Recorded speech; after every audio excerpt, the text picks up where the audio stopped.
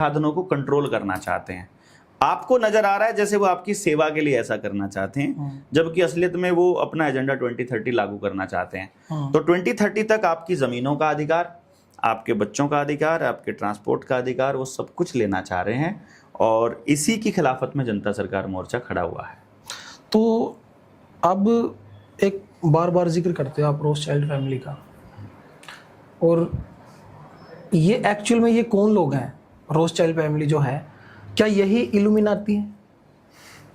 नाम इनका आप कुछ भी दे दो, उससे कोई फर्क पड़ने वाला नहीं है। मेनली ये समुद्री लुटेरे हैं, मतलब इनके जो पुरखे थे वो समुद्री लुटेरे थे। जब समुद्र के रास्ते हम लोग व्यापार किया करते थे, क्योंकि भारत में कपड़ा, मसाले और दूसरे खाद्यान्न बहुत होते थे।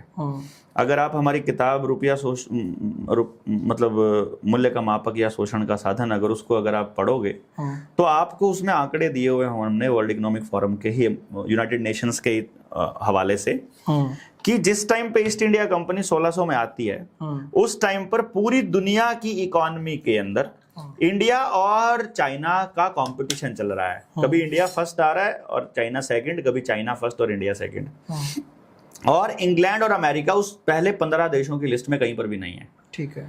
जैसे ही वो एंटर करते हैं, धीरे धीरे वो लोग ऊपर आना शुरू करते हैं ग्राफ में, और फिर हमारा आंकड़ा एक टाइम ऐसा आता है जब 1947 में वो लोग यहाँ से जाते हैं, तो वो ऊपर आ चुके हैं और इंडिया नीचे आ चुका है। मतलब वो पूरा दिखाया हमने उस किताब के अंदर एक्सप्लेन करके, मैं आपको दिखाऊंगा, नीचे गाड़ी में भी रखा हुआ है। तो इस तरह से इन समुद्री लुटेरों ने एक बड़ा गेम खेला। जब इन्होंने देखा कि ये लूट का धंधा ज्यादा दिनों तक नहीं चलने वाला है, तो जहां जहां अलग अलग जगह पर, जिन कॉन्टिनेंट्स के अंदर जहां राजवाड़े राज किया करते थे, इन्होंने उन राजाओं के साथ संधियां कर ली कि तुम राज करो, भोगो जो तुम्हें भोगना है, बस टैक्स कलेक्शन का काम हमको दे दो, रुपया की डीलिंग हमको दे दो, मतलब सोने और चांदी की। वो डीलिंग उन्होंने लेनी शुरू करी, और वहां से गेम शुरू हुआ पूरा बैंकिंग सेक्टर का, कि तुम यहाँ से आ रहे हो, अरे हमारा एक भाई रोथस्चाइल्ड के जैसे 5 बच्चे थे, तो वो एक हमारा भाई वहां पर रहता है, एक हमारा भाई है, तुम यहाँ से पर्ची ले जाओ, वहां जाकर तुम अपना सोना ले लेना, तो तुम्हें यहाँ जरूरत ही नहीं पड़ेगी। वहां से बैंकिंग शुरू होती है। तो पूरी दुनिया का जो बैंकिंग है वो इस तरह से रोथस्चाइल्ड परिवार के हाथ में चला गया। ये तो ये जो न्यू वर्ल्ड ऑर्डर है और ग्लोबलाइजेशन की जो हम बात करते हैं, ये दोनों एक ही चीज है? हाँ, ग्लोबलाइजेशन उसका एक प्रोसेस का हिस्सा है। मतलब न्यू वर्ल्ड ऑर्डर का मतलब है नई विश्व व्यवस्था, जिसमें सारा कुछ उनके हाथ में होगा, लोकल बॉडी के हाथ में कुछ भी नहीं होगा। पूरी दुनिया में एक सरकार होगी, पूरी दुनिया में एक धर्म होगा, जितने धर्म है सब खत्म हो जाएंगे, और पूरी दुनिया का अनाज उनके काबू में होगा। वो जिसको चाहेंगे कंट्रोल करेंगे, जिसको चाहेंगे आगे बढ़ने देंगे, जिसको चाहेंगे नहीं बढ़ने देंगे। जो आप तुम्हें रोटी मिलती रहेगी। जो ये आप रोथस्चाइल्ड फैमिली का जिक्र करते हो, और आप बोलते हो कि यहाँ से तारें बढ़ती, हमारा पीएम भी कुछ नहीं है, सीएम भी कुछ नहीं है, डीएम भी कुछ नहीं है, ये पूरी की पूरी जो प्रोसेस है ये जाती है वेटिकन सिटी, वहाँ के पोप के पास। कोई आइडेंटिटी है उनकी, कोई नाम है? पोप है अभी, पोप जॉन पॉल क्या नाम है उसको, मैं तो उनके नाम याद। क्या ये वही लोग हैं जब रेल के इंजन का आविष्कार हुआ था तो इन्होंने बोला था कि ये जो है ये तो सेटन की सवारी है, और जो इसमें बैठेगा वो हेल में जाएगा? तो इन्होंने टेक्नोलॉजी का आम पब्लिक के लिए यूज होने का विरोध किया है। क्या ये वही लोग हैं? देखो, असल में क्या है, सैटर्न, गॉड, ये गेम प्लान इन्होंने इसलिए रखा है, ड्युअलिटी का कॉन्सेप्ट इसलिए रखा हुआ है ताकि पब्लिक कंफ्यूज रहे, ताकि पब्लिक उसका इस्तेमाल ना करे। क्योंकि जब आप वहां घुस जाओगे ना, तो आपको असलियत पता चलेगी। जैसे 3, 6 और 9, ये 3 नंबर यूनिवर्स के सबसे ताकतवर नंबर हैं, और ये लोग उसको 666 को मतलब शैतान का नंबर घोषित कर देते हैं। 666 मतलब इस तरह से ना, वो यानी कि ये जो कंट्रोल करने वाले लोग हैं, पावर को ग्रैब करने वाले लोग हैं, ये उसका इस्तेमाल करते हैं। इनका टोटल जो है वो किसी काम का टोटल 3 है, किसी काम का 6 है, किसी का 9 है, जो डेट्स हैं जिस हिसाब से ये लोग डिजाइन करते हैं। तो इस खेल को समझना जो है ना, ये बहुत जरूरी है। जैसे 25 मार्च 2025 को अगर आप करो, 25/3/25 को अगर आप देखोगे, इसका टोटल भी 3 या 6 मिलेगा। जो डेट पहले से तय थी कि जो ये पेंडेमिक है ये हट जाएगी और बिल गेट्स यहाँ पर आएगा, उस तारीख में यहाँ पर होगा इंडिया के अंदर। आया था वो। हाँ, वो तो चाय वाले के साथ, डोली के साथ उसका तो ये ड्रामे तो ये चलते रहेंगे। ये इंडियन मीडिया को कोई ना कोई में चला जाता है, वो माल तो देना ही है उसने मीडिया को तो।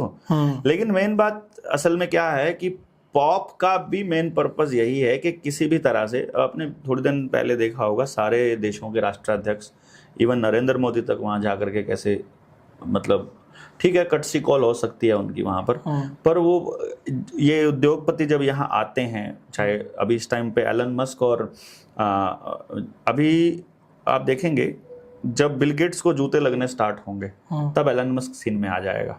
वो आ चुका है सर अभी, वो अभी तो बोल रहा है खाली, ताकि क्या है कि हम जैसे लोग जो जिनको पता है कि बिल गेट्स इतना बड़ा चोर है या कितना बड़ा हत्यारा है, कितना बड़ा खिलाड़ी है, जब वो बोलने वाले लोग एलन मस्क की तरह, उनको एक आदमी चाहिए ना, people want to be ruled, मतलब उनका रूल क्या, उनका गेम क्या है, वो तब तक कामयाब है जब तक आदमी को कोई आदमी चाहिए अपने ऊपर शासन करने के लिए। जैसे आप ये कहोगे ना कि आप आजाद हो जाओ, ये आदमी आपका शोषण कर रहा है। जैसे नरेंद्र मोदी के बारे में, जैसे आजकल सत्ता में हुआ तो उसके बारे में बोला जाएगा, जिस टाइम कांग्रेस थी तब हम उनका विरोध करते थे।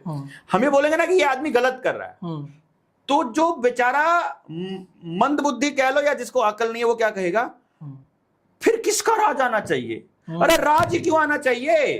तुम पर कोई राज करे, ये लाइन किसने कही है भाई?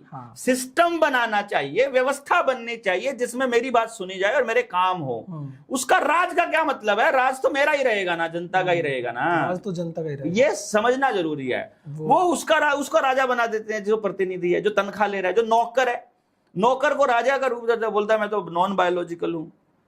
अब जो एलन मस्क है, स्पेसएक्स के मालिक हैं, काफी बड़े इंडस्ट्रियलिस्ट माने जाते हैं, वर्ल्ड के नंबर 1 रिचेस्ट पर्सन है। माने ही जाते हैं सर, माने ही जाते हैं। अरे सेंसेक्स में अभी किसी को रातों रात किसी को बना दो, किसी को गिरा दो। सर जो अगर टेक्नोलॉजी की बात करें, हमारे देश से कंपेयर करें, एलन मस्क, उनकी टेक्नोलॉजीज हमसे कितनी आगे हैं वो लोग? हमारे देश के पास कोई टेक्नोलॉजी नहीं है। ओके। अभी हिसार में वायरलेस इलेक्ट्रिसिटी वाला पहला प्लांट इन्होंने लगाया था हरियाणा के अंदर, ठीक है। तो वायरलेस इलेक्ट्रिसिटी ट्रांसमिशन आती है, वायरलेस डाटा ट्रांसफर आ गया, वायरलेस डाटा होता है ना, मैं मैसेज भेजता हूं आपके पास डाटा पहुंच जाता है, वायरलेस इंटरनेट भी आ गया है, यानी वायरलेस कनेक्शन आ गया है। तो ये टेक्नोलॉजी को ऑलरेडी हमारे पुरखों को पहले से ही आता था। उन्होंने इस टेक्नोलॉजी को छोड़ा इसलिए था क्योंकि आपको टेक्नोलॉजी के एडवांसमेंट या टेक्नोलॉजी के इस्तेमाल का और अपने शरीर के स्ट्रक्चर का पता होना चाहिए।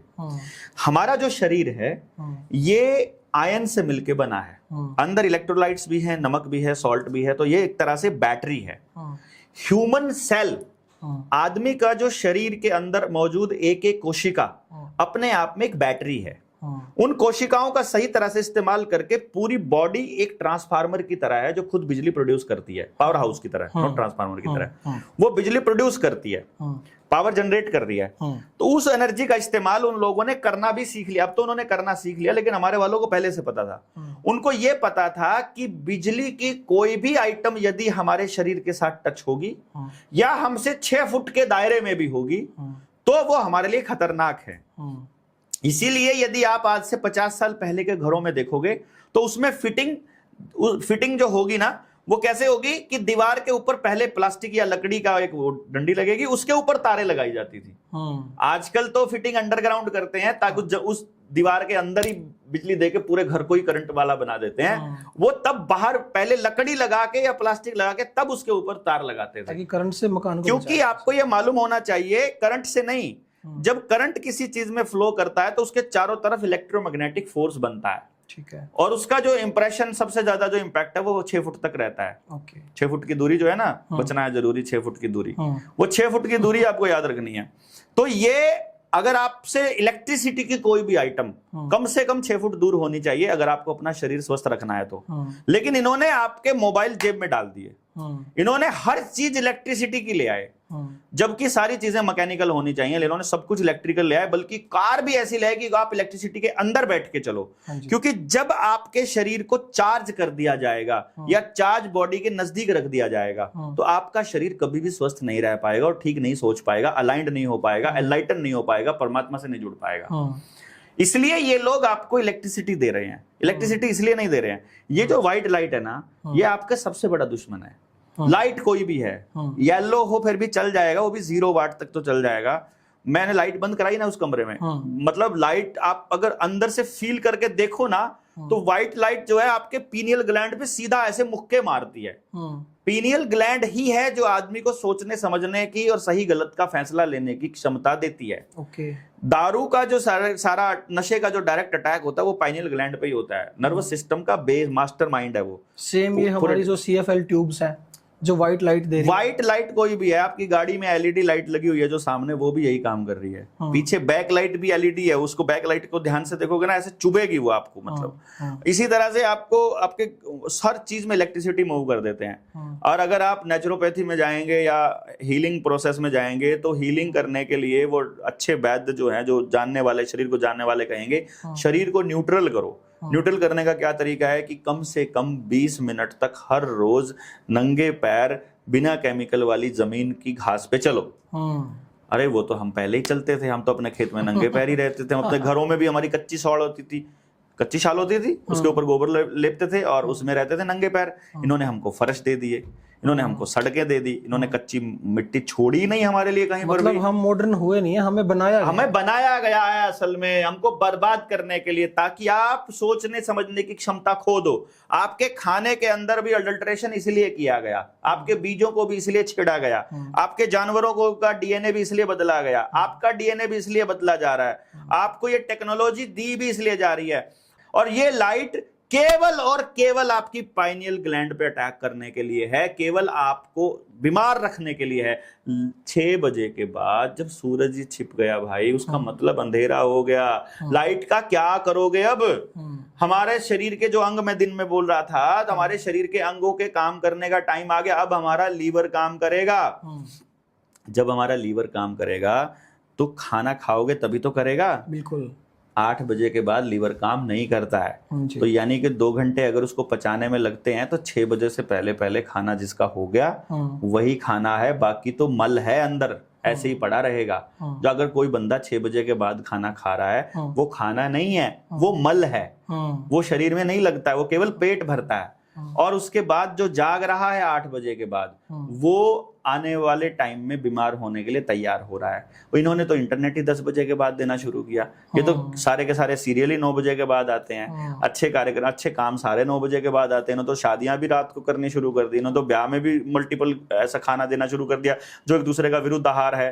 ये तो ट्रैवलिंग के लिए आदमी बना ही नहीं है, तो ट्रैवलिंग भी करते रहो सारा दिन ट्रैवल से मॉडर्नाइजेशन के नाम पे हो रहा है। ये मॉडर्नाइजेशन के नाम पर, विकास के नाम पर हो रहा है, तरक्की के नाम पर। अभी जो ये नई टेक्नोलॉजी देखने को मिल रही है, AI, आर्टिफिशियल इंटेलिजेंस, ये जो टेक्नोलॉजी है सर, ये कहाँ लेके जाएगी हमें? ये हमको बिल्कुल बुद्धिहीन बना देगी। बुद्धिहीन तो सर जैसे आप कैलकुलेटर आने के बाद आपने जोड़ घटा करना बंद कर दिया, वैसे ही AI आने के बाद आप कुछ पढ़ना बंद कर दोगे। जो पूछना है AI से पूछ लो ना, फिर AI आपको सच्ची इन्फॉर्मेशन देगा। अभी बच्चे करने लगे हैं अभी। हाँ, मैं वही कह रहा हूँ। अभी जैसे ग्रॉक चल रहा है या ChatGPT चल रहा है, अभी लोग बाग उससे पूछ रहे हैं, अभी ChatGPT सही इन्फॉर्मेशन दे रहा है। इट्स ऑल प्रोग्रामिंग कोड है ये तो। यानी अभी आपने एक्सेप्ट कर लिया, ये वाली पीढ़ी जो हमारे वाली पीढ़ी है, इसको 50 साल पहले का भी पता है, वो इन्फॉर्मेशन भी लेके बैठी है, तो हमको पता है कि झूठ बोल रहे हैं अभी। तो जब तक हमारी पीढ़ी मरती नहीं है तब तक वो ठीक इन्फॉर्मेशन दे रहे हैं। हमारी पीढ़ी के मरने के बाद नई पीढ़ी को तो वो जो इन्फॉर्मेशन देगा, नई पीढ़ी तो उसी को सच मान बैठेगी। उसको तो पता ही नहीं होगा कि हमारे नालंदा विश्वविद्यालय क्या थे, हमारे मतलब BHU क्या था, बनारस हिंदू यूनिवर्सिटी क्या बताती होती थी। उनको पता ही नहीं है कि असली नॉलेज क्या है, उनको तो मालूम ही नहीं है कि क्या चल रहा है और असल में क्या। ये वीडियो जुड़ना कोई बड़ी बात थोड़ी ना। हम जैसों की वीडियो AI पता लगा लेता ना देवेंद्र बलारा की वीडियो कहाँ कहाँ है। उनको एक बटन दबाना है कि ये साउंड की फ्रीक्वेंसी वाली वीडियो उड़ जाए, सारे इंटरनेट से गायब एक रात में हो जाएगा देवेंद्र बलारा, पता भी नहीं चलेगा। जब मैं गिरफ्तार हुआ था मास्क वाले मसले पर, जब मैं वहां से बाहर निकला, मेरे पिछले 15 साल की रिसर्च जीरो कर दी थी उन्होंने। बाहर आकर के देखा देवेंद्र बलारा, अभी भी सर्च करोगे वहां सीरियल किलर आता है देवेंद्र। मतलब अभी देवेंद्र बलारा गूगल पर सर्च करोगे ना, तो पहला जो आता है सीरियल किलर देवेंद्र आता है। मैं कहा यार ये क्या बात हो गई यार, जो रिसर्च थी, जो मेरी एजुकेशन का काम था, सारा खा गए एक ही रात में, सब उड़ा दिया सारा कुछ। देवेंद्र बलारा के बारे में कोई जानना चाहे तो कौन है कहने हैं, तो ऐसे करके आप जब मर्जी उड़ा दो। तो इन्फॉर्मेशन किताबों में स्टोर होता है, किताब पढ़ने की आदत रखी नहीं है इन्होंने।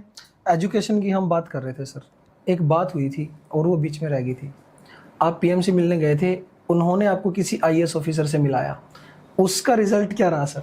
मैंने उसके बाद बाकी चीज़ों में घुमा फिरा के बता दिया ओके, सोशल मीडिया पे आप कैसे बोलोगे किसी के खिलाफ कि मतलब उन्होंने क्या कहा? मतलब ये है कि उसका कोई रिजल्ट नहीं निकला। उसका रिजल्ट यही निकला कि जिसके बच्चे बर्बाद हो रहे हैं ना, हाँ, उन्हीं से बात करनी पड़ेगी। वही कर सकते हैं जो कर वही- सकते हैं। वही हो नेता नहीं करेगा, अभिनेता नहीं करेगा, सीएम नहीं करेगा, पीएम नहीं करेगा, कोई नहीं करेगा। सबको या तो पार्टी फंड में पैसा चाहिए या सबको अपना हिस्सा चाहिए। वही आप आज कर रहे हो। वो हम कर ही रहे हैं।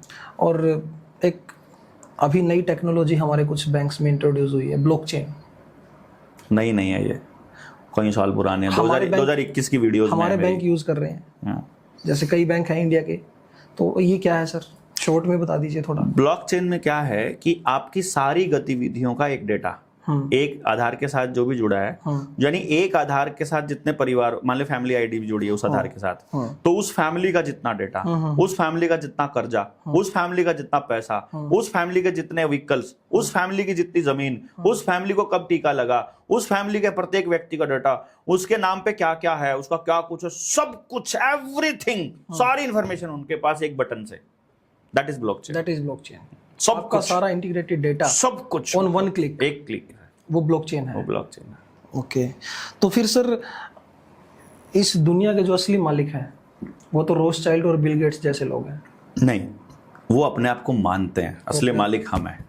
जब तक यहाँ पैदा हुआ हर जीव, हर व्यक्ति इस धरती का असली मालिक है और उसको अपने मालिकाना हक क्लेम करना पड़ेगा। अगर आप क्लेम नहीं करोगे तो कोई नहीं देगा। अभी लाल डोरा है ना, आप अपने घर को क्लेम मत करो, तो सरकार अपने नाम कर लेगी। हाँ, आप क्लेम करना पड़ेगा ना भाई, आपको मालिकाना करना हक। पड़ेगा। हाँ, तो धरती पे मालिकाना हक क्लेम करना पड़ेगा। मालिक है भाई, तुम कौन होते हो? बिल्कुल सर, बिल्कुल सर। जो एलन मस्क की आप बात कर रहे थे, एलन मस्क की अभी रिसेंट एंट्री हुई है इंडिया में। अभी भाई देखो, इसका पर्पस क्या है? हम इसका यही पर्पस मैं आपको पहले बता चुका हूँ। जब बिल गेट्स को जूते पड़ेंगे तो एक आदमी चाहिए जो उसके खिलाफ बोलने वाला हो, तो वो एलन मस्क है। जैसे हम जैसे लोगों को, इन पूंजीपतियों को पता होता है ये हमको बोलने दे रहे हैं। क्यों बोलने दे रहे हैं? इनको लगता है कि कल को देवेंद्र भलारा को हम लोग मैनेज कर सकते हैं। कल को जब ये दिखे कि भाई पूरी सारी सरकारों को गालियां दे रहा है, सारी पार्टियों को गालियां दे रहा है, तो इसी से पूछ लो तुमको क्या चाहिए। हम कहेंगे हमको व्यवस्था परिवर्तन चाहिए। वो कहेंगे व्यवस्था परिवर्तन कैसे करोगे? मैंने कहा हम जनता को जगाएंगे। बोलेंगे जनता को जगा के करना आसान होगा या सत्ता में बैठकर होगा? तो तुम चीफ मिनिस्टर बन के देखो ना, वहां करके बना देना। हमको मालूम है चीफ मिनिस्टर के ऑफिस में और पीएमओ के हर ऑफिस के अंदर और हर मंत्रालय के अंदर सीआईए का एजेंट बैठा हुआ है। जो भी जनता के हित की बात करेगा और उनके एजेंट उनकी उनकी उनकी खिलाफत की बात करेगा, सुबह मरा हुआ पड़ा मिलेगा। हमें मालूम है सड़क पे चलता हुआ पड़ा मिलेगा। हमको मालूम है ये गेम वहां से चलता है। हमको ये पता है कि ये सारा तंत्र उनके हिसाब से चलता है। तो मैं ये कह रहा हूं कि मुझे अगर वो लोग इस्तेमाल करना चाहेंगे अपने लिए, अगर वो इस्तेमाल करना चाहेंगे ये कि ये अपोजिशन बन गया है अभी और जनता इसको सोचने लग गई है, तो इसको ही सत्ता हस्तांतरित कर दो, जैसे उन्होंने नेहरू को कर दी थी। कल खेल खत्म होने का कठपुतली आ जाएगा। इनको ये नहीं पता है कि जनता से नेता निकालने की तैयारियां हो चुकी हैं, तो वो इसके जाल में हम लोग नहीं फंसने वाले हैं। है कि ये सारा तंत्र उनके हिसाब से चलता है। तो मैं